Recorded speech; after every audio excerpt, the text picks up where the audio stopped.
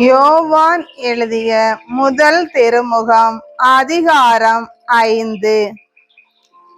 இயேசுதான் மெசியா என்று நம்புவோர் அனைவரும் கடவுளிடம் இருந்து பிறந்தவர்கள். பெற்றவரிடம் அன்பு செலுத்துவோர் பிள்ளைகளிடமும் அன்பு செலுத்துவர். நாம் கடவுள் மீது அன்பு கொண்டு அவர் கட்டளைகளை கடைபிடிக்கும் போது கடவுளின் பிள்ளைகள் மீதும் அன்பு கொள்கிறோம் என்பது நமக்கு தெரிய வரும். ஏனெனில் அவர் கட்டளைகளை கடைபிடிப்பதில்தான் கடவுள் அன்பு அடங்கியுள்ளது. அவர் கட்டளைகள் நமக்கு சுமையாய் இருப்பதில்லை. ஏனெனில் கடவுளிடம் இருந்து பிறக்கும் அனைத்தும் உலகை வெல்லும். உலகை வெல்லும் நம் நம்பிக்கையே. உலகை வெல்லுவது நம் நம்பிக்கையே. இயேசு இறைமகன் என்று நம்புவோரை தவிர உலகை வெல்வோர் யார்? நீராலும் இரத்தத்தாலும் வந்தவர் இயேசு கிறிஸ்து. அவர் நீரால் மட்டும் அல்ல, நீராலும் இரத்தத்தாலும் வந்தவர் என தூய ஆவியார் சான்று பகர்கிறார். தூய ஆவியாரே உண்மை. எனவே சான்று அளிப்பவை 3 இருக்கின்றன. தூய ஆவியும் நீரும் இரத்தமுமே அவை.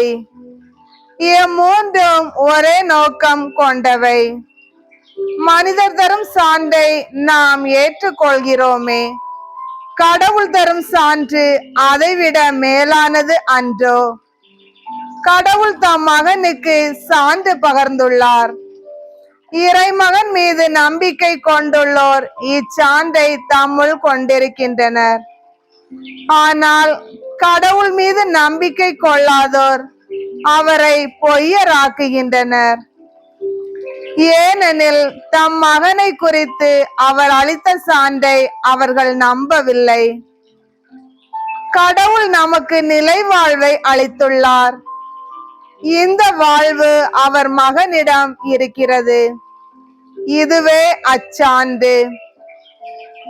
இறைமகனை கொண்டிருப்போர் வாழ்வை கொண்டுள்ளனர். அவரை கொண்டிராதோர் வாழ்வை கொண்டிரார்.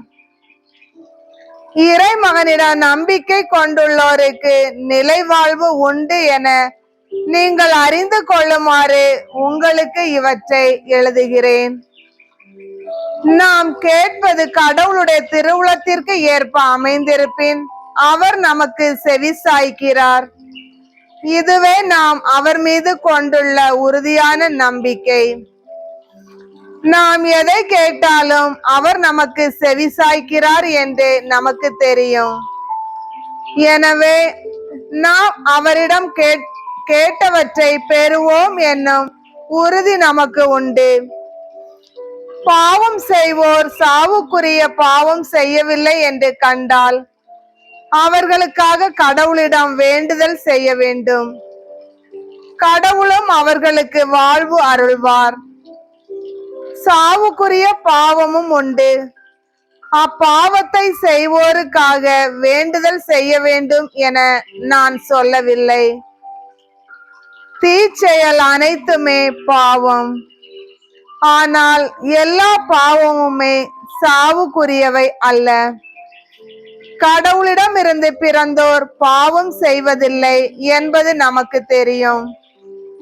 ஏனெனில் கடவுளிடம் இருந்து பிறந்தவர்களை அவர் பாதுகாக்கிறார். தீயோன் அவர்களை தீண்டுவதில்லை. நாம் கடவுளை சார்ந்தவர்கள். ஆனால் உலக அனைத்தும் தீயோனின் பிடியில் இருக்கிறது. இது நமக்கு தெரியும். இறைமகன் வந்து உண்மையான இறைவனை அறிந்து கொள்ளும் ஆற்றலை நமக்கு தந்துள்ளார். இது நமக்கு தெரியும். நாம் உண்மையான இறைவனோடும் அவர் மகன் இயேசு கிறிஸ்துவோடும் இணைந்து வாழ்கிறோம். இவரே உண்மை கடவுள். இவரே நிலை வாழ்வு. பிள்ளைகளே, சிலை வழிபாட்டை குறித்து எச்சரிக்கையாய் இருங்கள்.